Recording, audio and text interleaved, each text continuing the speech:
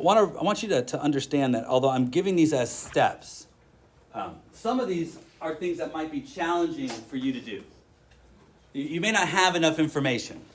But with Iron Man over there, you have enough information, right? Yeah. He's not moving. So it's a first law problem. But remember, you're deciding whether it's a first law problem or a second law problem. It's not terribly tough. If it's accelerating, it's a second law problem.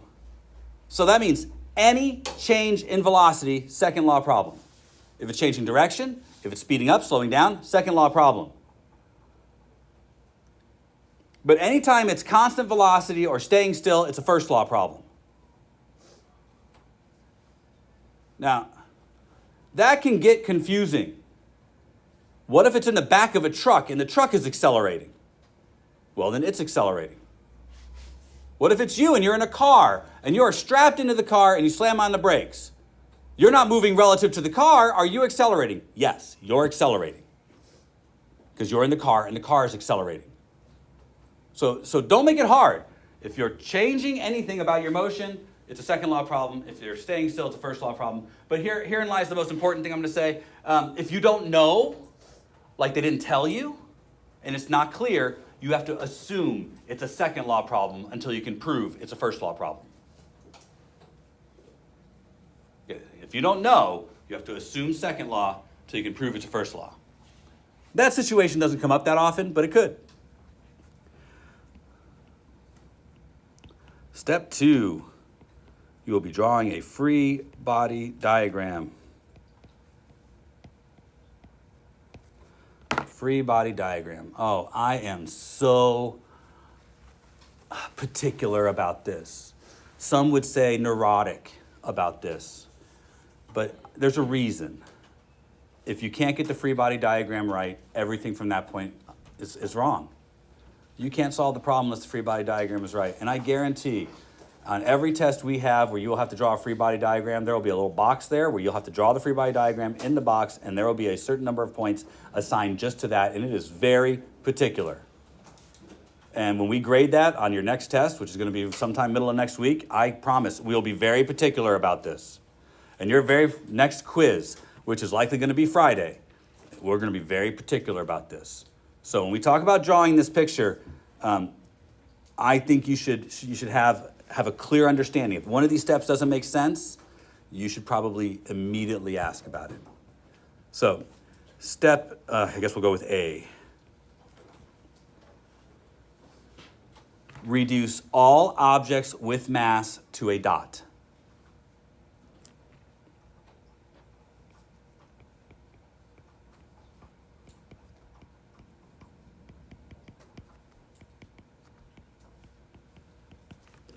Reduce all objects with mass to a dot. We are assuming that we are all acting at the center of mass, that all the forces act at the center of mass of the object, so we reduce our object to a dot, and we say that all the forces act on the dot. Now that's temporary. That's first semester. We don't assume our objects have extension or shape. In reality, where you apply the force matters. You push too high on something that's tall, it'll fall over. But for the time being, we're going to assume our objects can't turn over, that they're not rotating. We'll deal with rotational motion second semester. We're dealing with translational motion first semester. So we reduce all of our objects to a dot. Does everybody understand? All right, so every object with mass. So if there's more than one object in your problem, each object gets its own dot. Okay? 12 objects, 12 dots. Now, you're going to draw in the forces.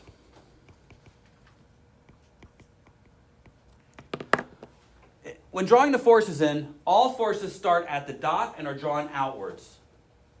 All forces start at the dot and are drawn outwards. There will be times when you will not want to do that, where you'll want the arrow to point at the dot. That's not okay. That'll be 100% wrong. All arrows start at the dot and are drawn outwards.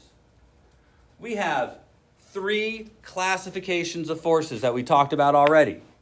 There are rules for each one of these forces. So as we go through these classification of forces, some of them we've discussed, some we haven't. As we go through them, There is a specific rule you must follow for each classification of force. Let's start with fundamental forces.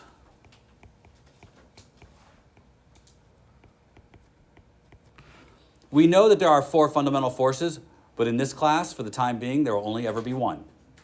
The only fundamental force we will deal with is gravity. Gravity always acts on an object downwards towards the center of the earth.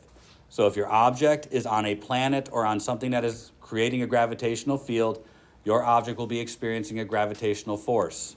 So, Iron Man, he is experiencing a gravitational force. So I will draw a single arrow starting from the center of the object, directed downwards. Gravity is the easiest one to draw, so almost any object that has mass is going to have this downwards arrow. So be the first thing to draw is this. But also understand that the weight, which is what we call this, the weight of the object, it sets the scale for the rest of the sizes of the arrows. Meaning you decide how big the arrow should be based on what you're going to use for the weight. You see, the length of the arrow determines its size. And you are judged not only by the arrows you draw, but by the direction and size of each arrow. They should be proportional, and they should be representative of what you are doing. Now, depending on the book you see or the writer of the test, there's lots of different ways that they label forces. I tend to go with a single capital letter for most forces. So weight to me is just capital W. Your book uses F sub G. Sometimes they'll use F sub W. On the AP exam, they will tell you what letters to use. You better use the letters they tell you. Does everybody understand? Now, for us, it's not a big deal. I'm always going to use W for weight. In fact, after a while, I won't even use W. I'll use what W represents, which we'll learn about in a couple minutes or maybe tomorrow. All right, after the fundamental force, we go to contact forces.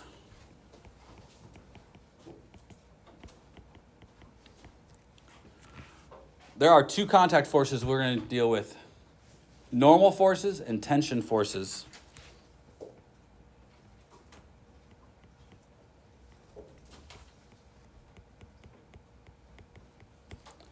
Those are our 2 contact forces, normal force and tension forces. Normal forces are forces from surfaces. They are pushing forces. And there's a rule here. You have to follow the rule.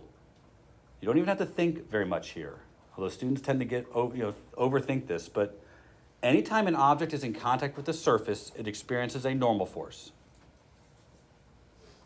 Every time an object is in contact with the surface, it experiences a normal force. The word normal means perpendicular. Normal forces are all drawn perpendicular to the surface. Normal forces are always drawn perpendicular to the surface.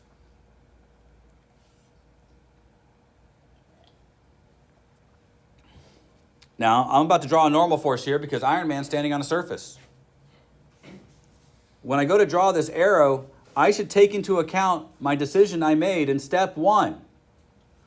I'm talking about the decision way back here. Is Iron Man accelerating or not? No. So I'm going to draw a normal force. And looking at this problem, I'm wondering if that's probably the last force I'm going to draw. Although I'm going to go through the whole list, I'm pretty sure the reason Iron Man's not accelerating is because the normal force acting on him is balancing out gravity pulling down on him. Right? There should be balance struck so that the net force equals 0. So I'm going to draw this arrow to be upwards. That's perpendicular to the surface. I don't get a choice on the direction. But I'm going to draw its length to be the same length as the weight. I think they're balanced. Again, there are other ways this is labeled. Sometimes they'll have F sub n. I will just use capital N. If there's more than one normal force, I'll probably label them N1, N2, N3. Or N from floor, N from wall. You you're going to get lots of forces sometimes. We're dealing with easy problems right now. Tension is a little easier. For there to be a tension force, there has to be a string or a rope connected to your object. I see no rope or string here, so I'm not going to record a tension force. However, tension forces must be in the direction of the rope or string. Tension forces must be in the direction of the rope or string. And this one, put in quotes or something, because it's not always true, but it will be always true first semester. Okay? It will always be true first semester.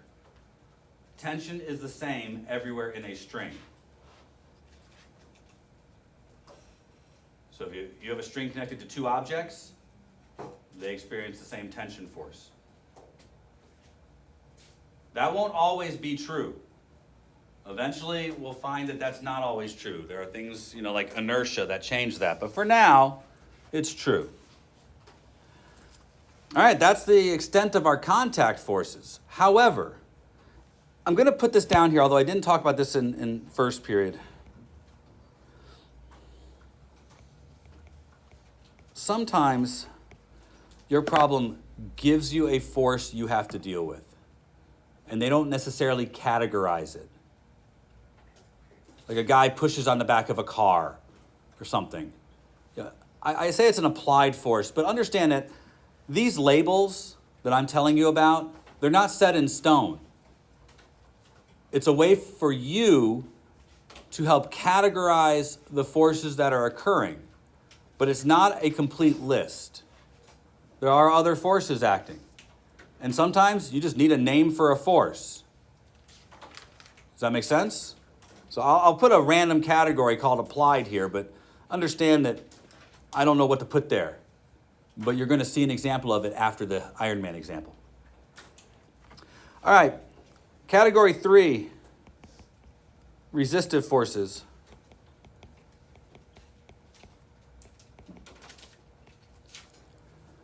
There are 2 resistive forces that we will deal with in this class: friction and drag. I use a lowercase f for friction, and drag I usually use just d or f sub d, but we won't see drag for a while. I'm going to explain what they are because you need to know them, but they're not expressed in this example. Friction is a force that prevents one surface from sliding past another. Friction is a force that prevents one surface from sliding past another. All resistive forces attempt to prevent motion.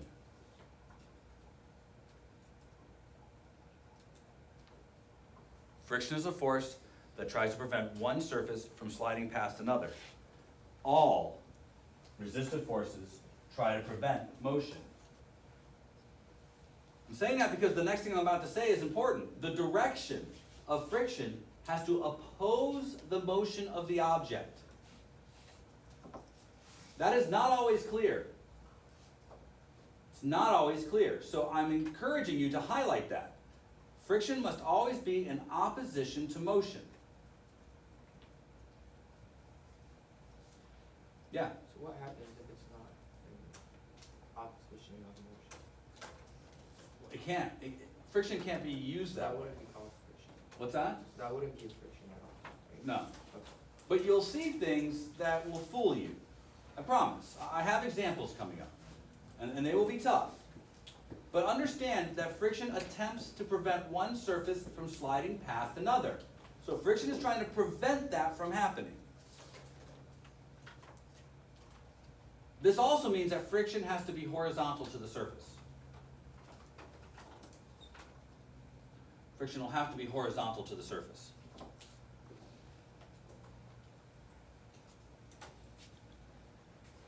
Now, to be very clear about this and to make sure I put a finer point here, there is no frictional force without a normal force.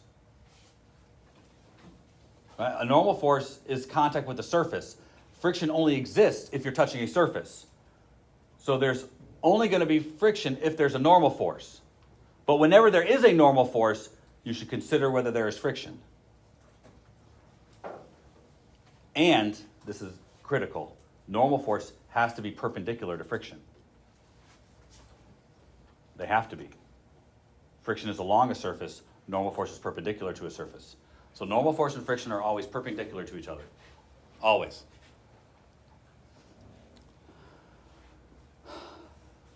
Drag is a force that prevents an object from moving through a fluid.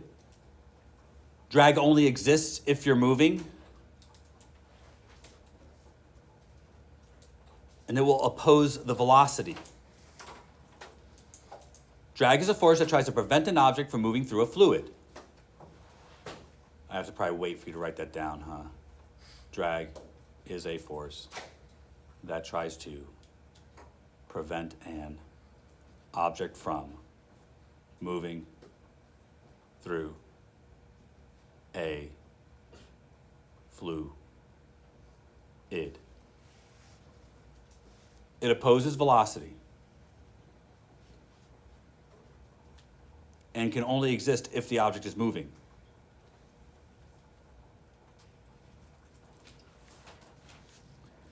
Iron Man has no drag acting on him.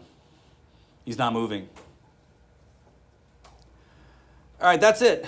That's a free body diagram. That encompasses most all the forces we're going to encounter in here. They have rules. You have to follow the rules. You will likely be confused by these rules, but they are very clear, aren't they? They tell you exactly in what direction and how to draw each of the forces. Follow the rules. Don't follow your instinct. I'm telling you, your instinct will be wrong. The rules will be correct. So, step 3.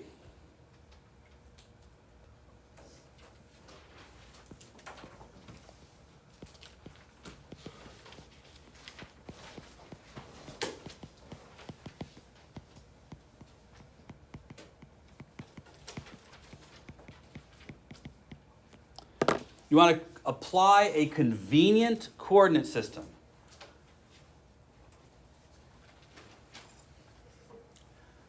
This one can get tough. When I talk coordinate system, I'm saying X and Y. We will never have three-dimensional problems, but in the real world, it would have to be X, Y, and Z. But I'll be very clear, our problems are X and Y. So you have to apply an X and Y. Now, I have this happen every year in AP Physics 1 and in mechanics, so let me just say it very clearly. Coordinate systems are perpendicular to each other. If you draw X one way, you must draw Y perpendicular to it. Now, every year, people screw that up. Every year. They draw X convenient for them and Y something different. But a coordinate system, by definition, has to have X and Y perpendicular to each other. Now, you might not understand why I'm making such a big deal about this. Trust me, we have lots to look at. And not everything's going to be perfectly one-dimensional. But let me be very clear about your goal here, or your priority. You should give priority to systems that are accelerating. Make the X direction the direction of the acceleration. If you want to have success, do that. Make the X direction the direction of the acceleration.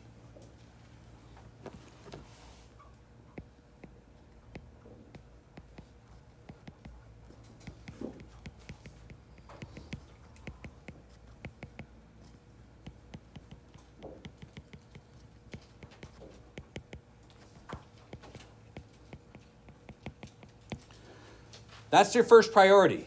Your second priority is to align it with as many forces as possible.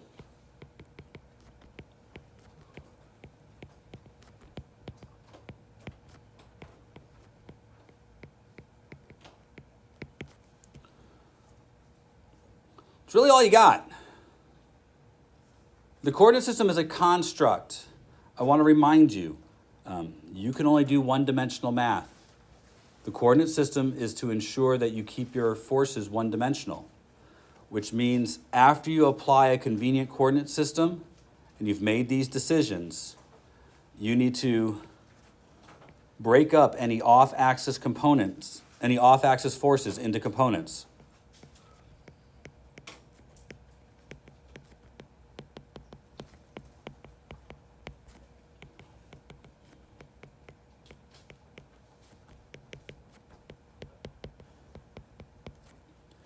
So after you apply your coordinate system, if you have a force that is not aligned with one of the x or y axes, you'll have to do trig to find out how much of that force is in each direction. This is why you work hard to choose a good, convenient coordinate system, to try and reduce how much of that you have to do. Sometimes there is nothing convenient. You may only be able to align it with one force out of 5, but you will try. Now, in this problem, this one is bonehead easy. That's on purpose, but I'm still going to follow all the steps. So I'm going to make this my negative y direction and this my positive y direction. And in keeping with that, bless you. This is my positive x direction, and this is my negative x direction. I have aligned my coordinate system with as many forces as possible. There was no acceleration, so I didn't have to give priority to the acceleration. All right, so we have now done step 1, 2, and 3. It's time for the final step, and the final step is to actually act on this. So, step 4.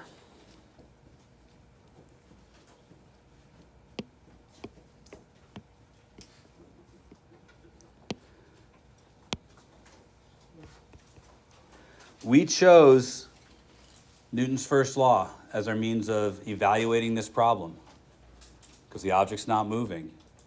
So Newton's first law applies. So we apply Newton's laws to each direction. So I break this up into the net force in the x direction, set it equal to 0, and the net force in the y direction, set it equal to 0. I know there are no forces in the x direction, but I'm trying to ensure that you have a series of steps that handle everything. Now, Newton's laws are not equations. They are instructions. This says to add up every force, taking into account their direction and setting it equal to 0. I'm not writing all that down. You should. Add up every force. That's what sum of F means. Add up every force. The X subscript reminds you to take into account their direction. Positive X versus negative X. And then since it's a first law problem, set that equal to 0. Add up every force, taking into account the direction, and set it equal to 0. Now, there are no forces in the x direction. I can ignore the x direction, but there are 2 forces in the y direction. There is a normal force in the positive y direction, and there is weight in the negative y direction. They must be balanced because I believe this is a Newton's first law problem.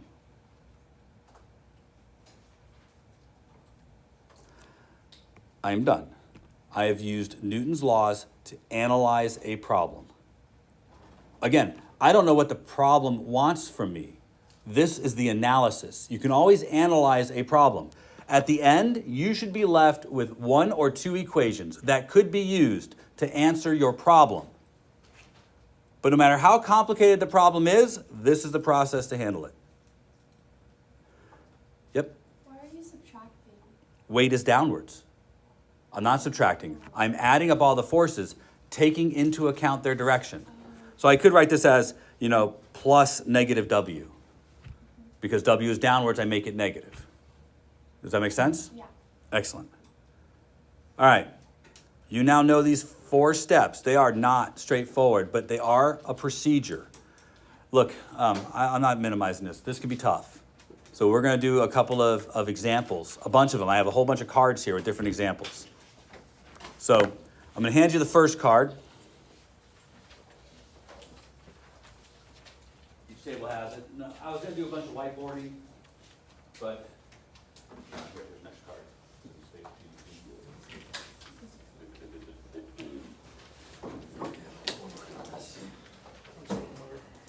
But I find that in the beginning, whiteboarding is ineffective, so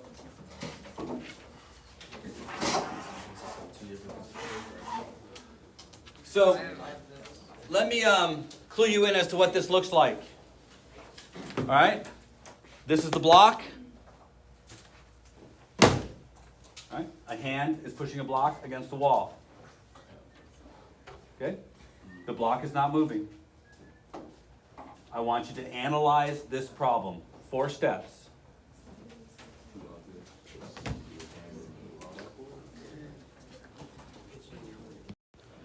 So look, just going to go through it. All right? First law problem. All right? The book was not moving. It's an easy one. Not moving is easy. When they're moving, it's a little harder because constant velocity still means first law. And acceleration means second law. Make sure that's in your notes because you'll screw it up, I promise. You're not trying to figure out if it's moving or not. You're trying to figure out if it's accelerating or not. But the book was not accelerating. So that's a first law problem. Reduce all objects with mass to a dot. Evaluate the forces acting on the object by drawing an arrow starting at the center pointed outwards. And draw 1 arrow for each force that you identify. Is there any fundamental forces acting on the object? Yes, there is. Gravity is acting on the object. I will draw a downwards force to indicate the force of gravity acting on the object. I will label it weight. Is the object in contact with any surface? Yes. It is touching the wall. Therefore, the wall must be applying a force on the object that is perpendicular to the wall. Again, it has to be perpendicular to the wall. I don't get a choice about that. The wall is vertical, so the force has to be horizontal.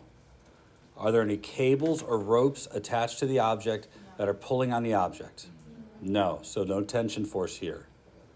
Is there an applied force, something that is in the problem that's been told to us about the object's experience? Yeah, the hand's pushing on the book. Technically, this would probably be another normal force since it's a pushing force, but I'm going to draw it in the direction that it is occurring, and I'm going to label it in a manner that I feel is appropriate. Force of hand. To differentiate it from the normal force. And notice, I took great care to draw that the force in the hand was equal to the normal force. The system is balanced, and I want to preserve that balance, which means I want any force to the left to be balanced by a force to the right. And since I don't believe there's any more horizontal forces acting on the object, I believe that these two have to show a certain amount of balance, so I'm making them the same size. Now, are there any resistive forces acting on the object? Yes. Is there any surface trying to slide past another surface? Yes. I believe so. I believe friction is acting on the object. I believe it's preventing the object from sliding downwards. So I will draw friction as a force that is upwards. It's attempting to prevent the book from sliding downwards. Is the object moving? No. So there is no drag acting on the object. And unless you are told there is drag, you can ignore drag for most of this semester. I've covered all of the forces I believe are acting on the object. I think I have a complete free body diagram. It is time for me to analyze the free body diagram by applying a coordinate system that I feel will help me. I'm going to use a coordinate system that is aligned with the most forces possible since there's no acceleration here. So, oops.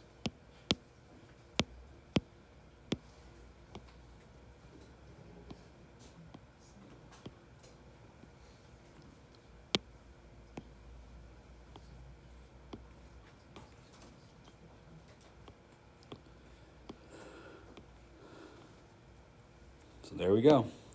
I'm going to call this the positive y, and I'm going to call this the positive x. I'm now going to apply Newton's first law by starting the net force in the x direction equals 0, and net force in the y direction equals 0. I believe there are two forces in the x direction. The force from the hand minus the normal force, and I'll set them equal to 0. In the y direction, I believe there are two forces acting on the object. There's a frictional force, which is upward, and weight, which is downwards. I have constructed two relationships that I could then use to perhaps solve this problem.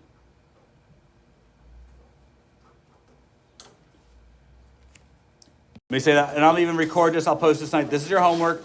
I want a free body diagram. The system is at rest.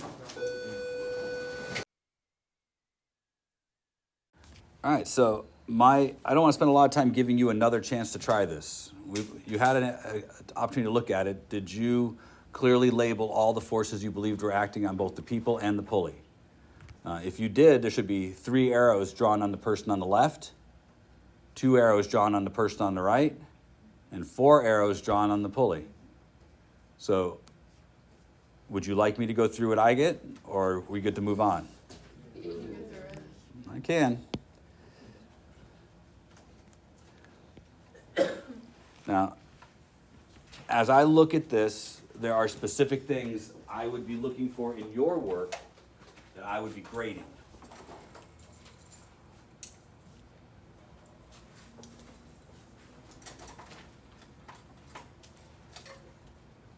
So the first thing is the person on the right. They're experiencing a net force of 0, so I would have drawn a downwards arrow. And this arrow is setting the scale for all the other arrows that are going to be drawn in the entire problem. You might not know why, but it does. This is the weight of the person on the right, and I'm labeling it so I can differentiate it, because I believe the person on the left is heavier, and therefore the arrow I draw for them is longer.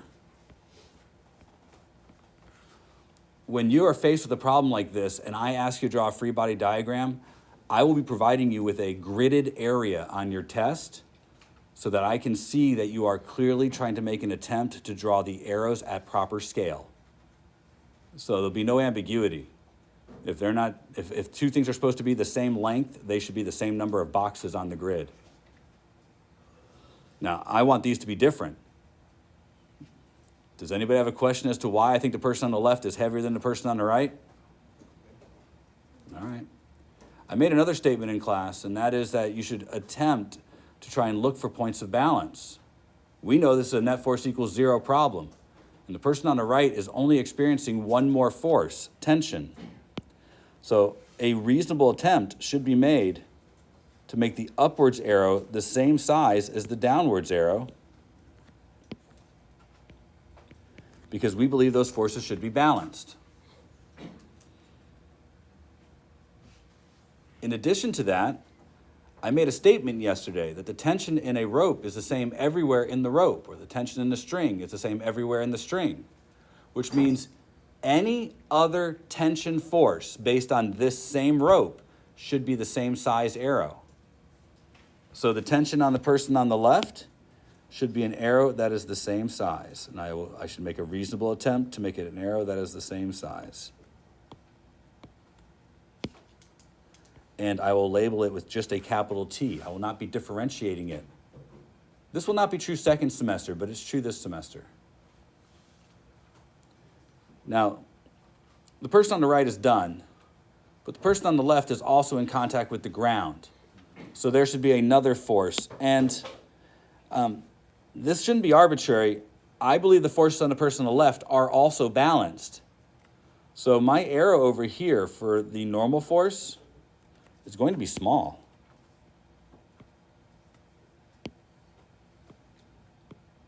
Oops, let me do that.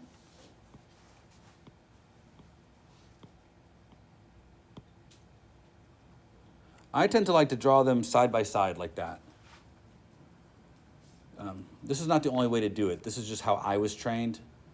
But there are people who like to stack them. There's an advantage to stacking them. When you stack them, you can try and clearly show that this length and this length are the same or are different depending on what the situation is. So people who teach the idea of stacking them, or people who like that, that's fine. But I expect them to be balanced, which is why the normal force should be much less than the tension force. But I draw them side by side. I always have. Pulley, that one, it's not terrible. there are two tensions acting on it, one on the left and one on the right, and they should all be the same size, and they should be the same size as the blue arrows that point up for tension, just that they are arrows that point down. So I'll label them as so, tension, and a reasonable attempt to make those the same length should be done. At the same time, I'm pretty sure that the pulley would have weight. So there should be an arrow downward for the weight of the pulley.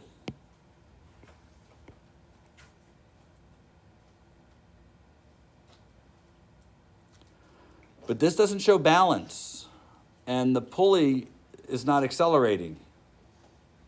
So there should be something to balance the downward forces. I don't know what you label this, and people, you have to understand, you have to know when the rules apply and when they don't. I probably can't draw a long enough arrow to balance all those down arrows, but that's as tall as I can draw it, so upwards arrow. I would probably say this is a normal force. Although I don't see a surface, I kind of think of the pulley as having a hole in the middle of it, and there's something that's going, through that hole that's holding it in place. That's probably a normal force. But don't get all caught up. You could just say it's a upward force or a force on the pulley. I don't care. If you're worried about getting in trouble on something like this, don't. It's the obvious ones you need to get right.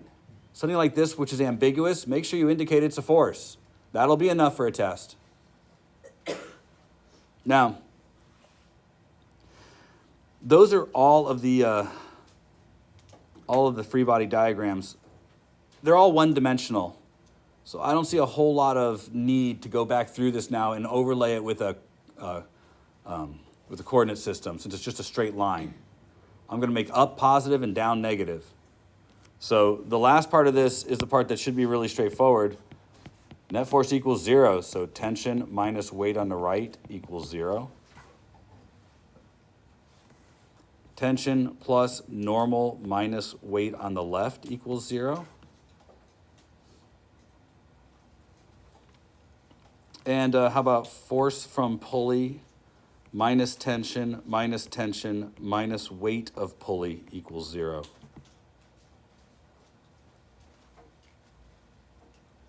And yeah, those two T's are the same. So you could write force from the pulley minus 2T minus the weight of the pulley equals 0. Now, there's more that could be done here, and you might not see it, but I know that the tension equals the weight of the person on the right. That tells me a lot.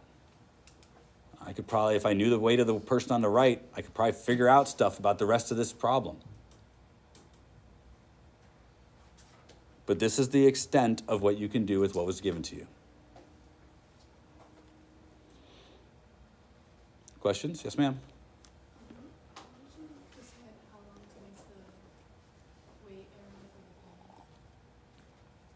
I didn't know. I don't have enough information. And therefore, you would not be penalized. You would have to have something to know whether it was greater than the weight of the people or less than the weight of the people. So there would be no way for you to know that, so you wouldn't be graded on that. Probably just its inclusion is all that you would have to worry about. Yes, sir? If you combine length terms and put FP minus 2T. Yeah, you could do that. That wouldn't be a problem. No worries. Good to go on?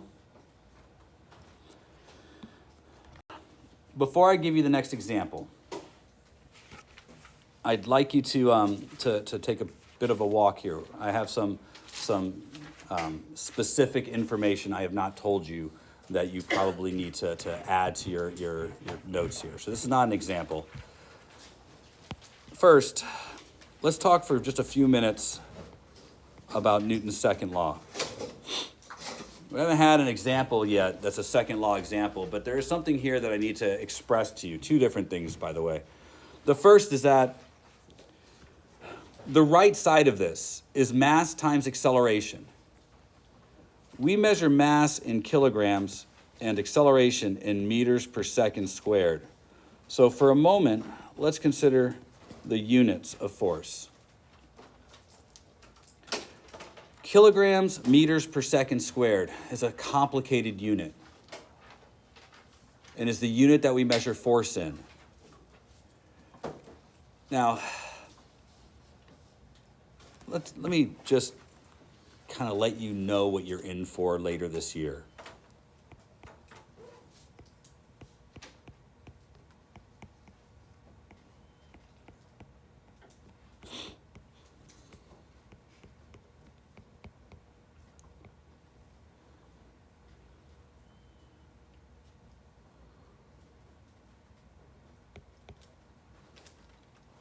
All right. Oh, and let's see.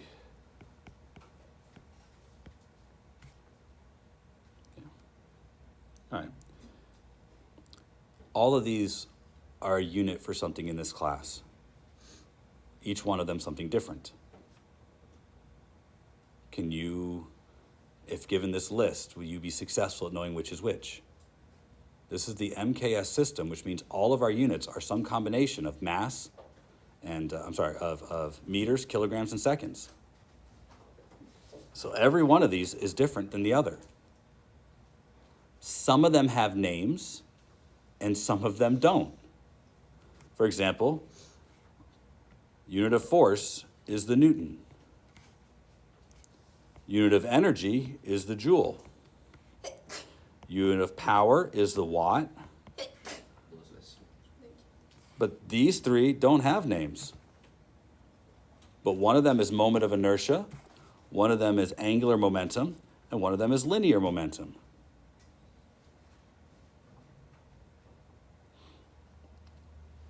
Now, here's where it gets a little bit freakier.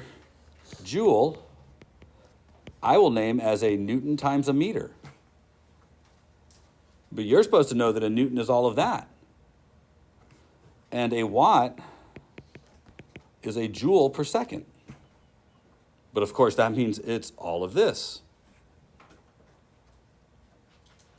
If you haven't caught on, this could probably get pretty messy.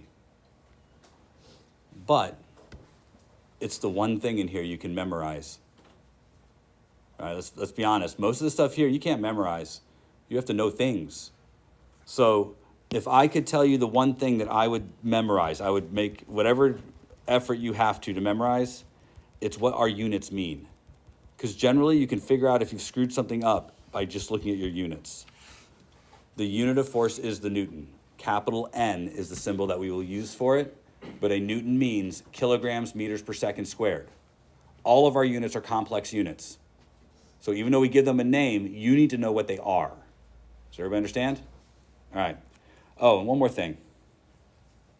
While we're on this topic, I'm going to give you the simplest example I possibly can. I have a box, mass M, and I drop it. What's the free body diagram for a dropped box? A single arrow down, yeah. Not particularly interesting. Would this be a first law problem or a second law problem? This would be a second law problem. So if this is a second law problem, and I believe the box is going to accelerate downwards, in fact, I'm going to label that there is a acceleration downwards.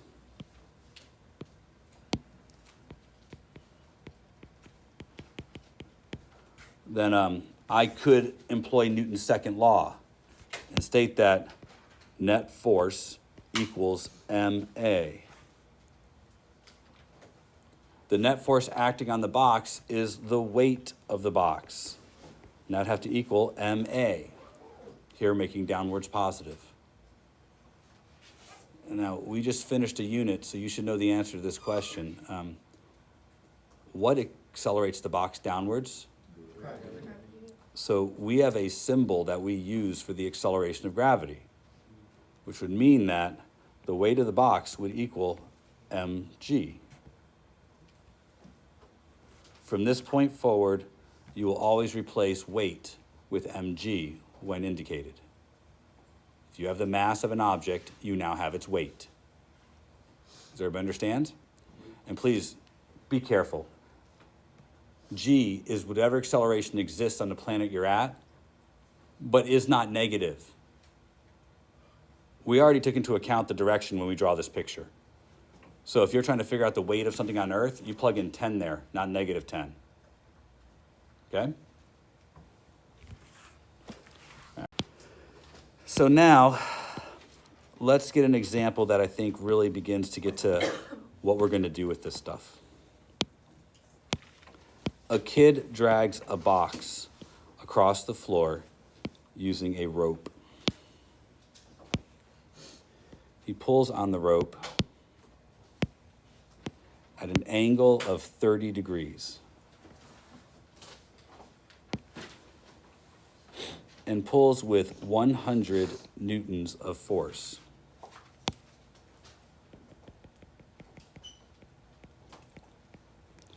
The box has a mass of 15 kilograms. While pulling on the box slides at a constant speed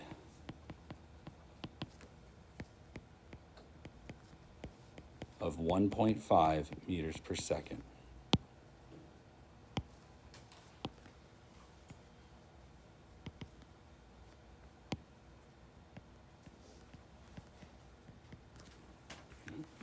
I'd like you to analyze the situation.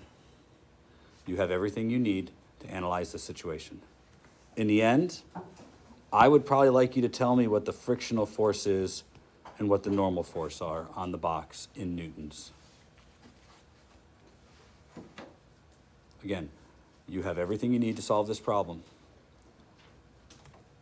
Now, on the AP exam, generally a free body diagram is usually between 1 to 3 points. In my test, the first one, usually 4 or 5. So they combine some of those points because they have to limit how many points they give for free body diagrams on the AP exam. So your first exam, though, on a 15-point FRQ, you're probably looking at 5 points coming just from your free body diagram. And I'll tell you exactly the kind of points you should be expecting here. First, I'm drawing a dot to indicate the mass of the object, and the first arrow I'm going to draw is one that is directed straight downwards. Oops, nope. One that's directed straight downwards, that's going to represent the force of gravity on the object. This is setting the scale for all other forces. I know this one is 150 units long. And I'm going to write that it is, I can write weight. I will also now accept mg and even 150 newtons, because you know that from the beginning. Most of our problems won't be numerical on the AP exam, but for our practice, often I'll have numerical problems. Now, I'm going to go through the next force, and here's where we're going to start seeing you guys lose points. But it should be balanced up and down. This is a net force equals 0 problem all around. If you don't know why, the speed's constant. Speed being constant means it's a Newton's first law problem. It's not accelerating. Just because it's moving to the right doesn't mean the forces are unbalanced. It would have to be accelerating to the right for the forces to be unbalanced. So in this problem, for every down, there's got to be an up. So when I go to draw my normal force in, I'm going to draw it specifically not as long as the weight. Look, the kid is pulling slightly upwards on the box. If the kid's pulling slightly upwards, the ground doesn't have to push as hard on the box. Both portions of the upwards force have to equal 150. Now, I don't know how big the normal force is, but I'm pretty sure it's going to be less than 150. Also, there's a 100 Newton force to the right at an angle of 30 degrees. I'm amazed at the number of people who have theirs perfectly horizontal when even in the picture I gave you, I drew it to be at an angle. Tension has to go in the direction of the conduit, the rope, the string. Now, this does not look balanced left to right to me, suggesting there's very likely a frictional force acting on the object, and that frictional force has to be perpendicular to the normal force and parallel with the ground, and is definitely not pointed this way, although I saw it on a lot of papers. Friction's trying to prevent the box from sliding to the right. So friction should be this way. And I'm making a reasonable attempt to make my frictional force this length, so that the horizontal portion to the right is balanced by the horizontal portion to the left. Now, I'm trying to be very clear here that your diagram is supposed to have you taking a look at the future of what's happening in this problem. You don't have to have specifics, but attention to scale is important here. Any extra arrows would get you a point off. I usually give 1 point per arrow, and then a point for your choice of coordinate system. So we're at 4 points right now. And your point is only assigned if both the scale and direction match. So you understand how many points you might have just earned, right? So now you have an understanding of what we're up against, I guess. Now, any question about any of the arrows that are drawn here before we go on to the next part? Because I'm going to be adding stuff because you didn't do something yesterday that we have to do today. Yep. How are you getting the 150 again? You did 15 times. mg. Mass is 15 and g is 10. Oh, okay. All right. Let's go on to step 3. Apply a coordinate system to our diagram that we could use to solve the problem. When I think of a coordinate system here, I don't have an acceleration. It's a first law problem. So I can use a coordinate system that's aligned with as many forces as possible. There are 3 forces that are all perpendicular to each other. It seems appropriate to have a coordinate system that is aligned with the horizontal x direction.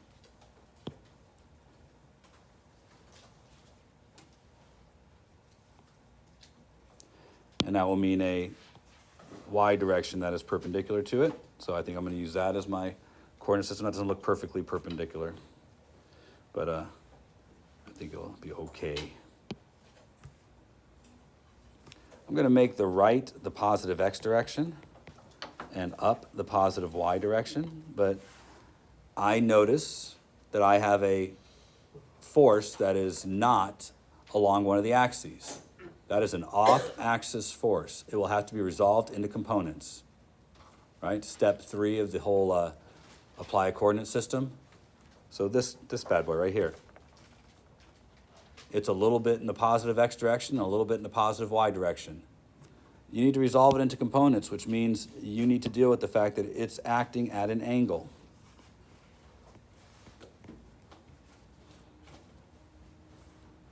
Now, just humor me here. You've probably done some stuff like this. We've done some stuff like this year, but you may want to write this sentence down. It might not make a lot of sense right now, but it has important implications. When you break a force up into its components,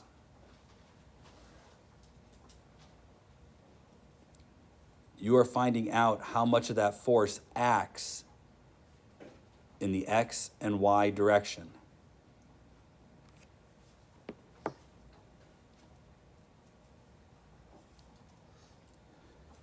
You're finding out how much of that force acts in the x and y direction. And this is the important point. The component vectors take the place of the original vector.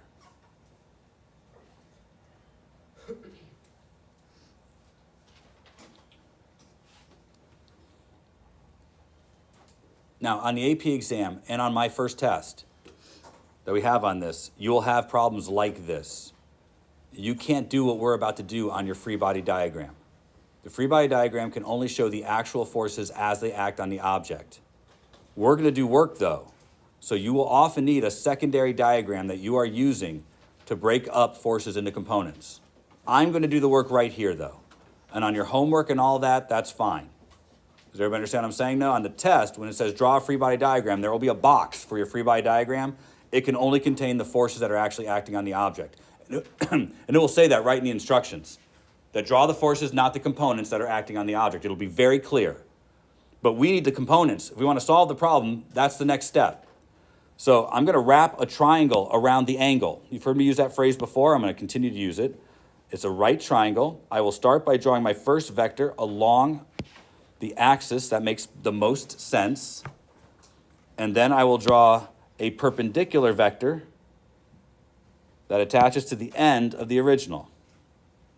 Your right angle is always against one of the axes. So this is the right triangle that describes the original vector. I'm going to label this tension in the x direction and tension in the y direction.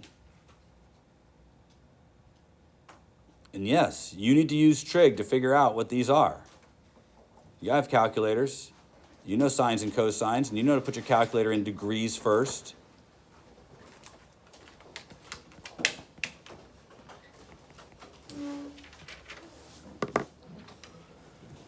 I don't want to wait for you, but you should hurry.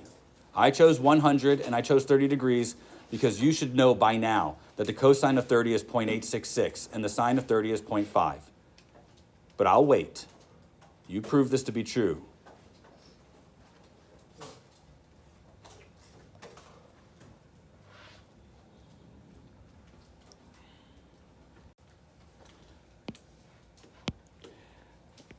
The truth is, when you take and break your force up into components, what you're actually doing is you're changing your problem into separate one-dimensional problems.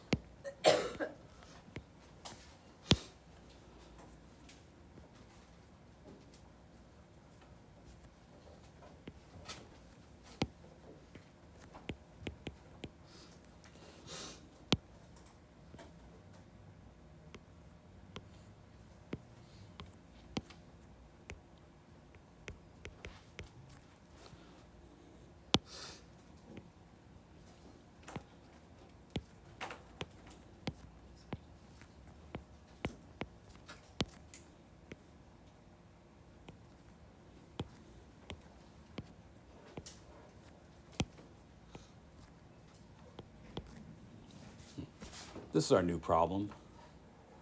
The components replace the vector that was there before. So we now have a one-dimensional problem in the y direction and a one-dimensional problem in the x direction. So resolving your forces into one-dimensional components gives us something that we can handle with the limited mathematics that we have at our disposal.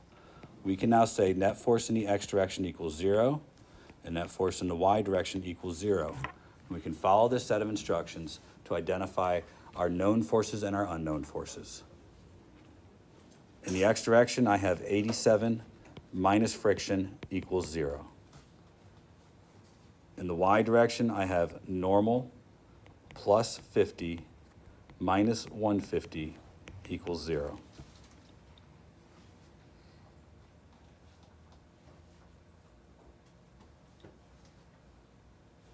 Remember the original problem. Find the size of the frictional force and the normal force. You have more than enough to be able to do that here.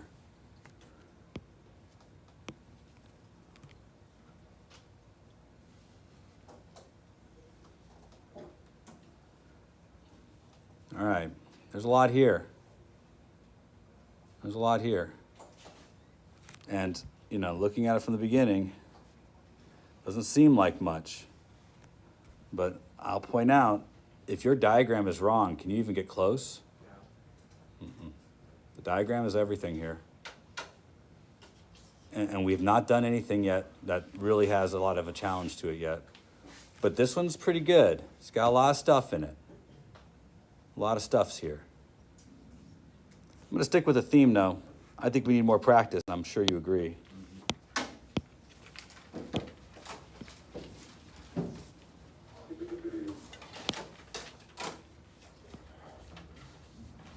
The wall and the ceiling, I'm going to take that kid's box and I'm going to suspend it with a string on this side that is perfectly horizontal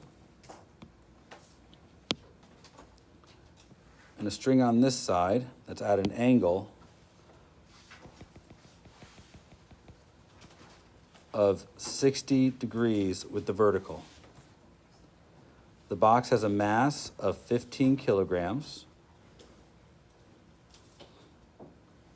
I would like you to tell me the tension in the string on the right and the tension in the string on the left.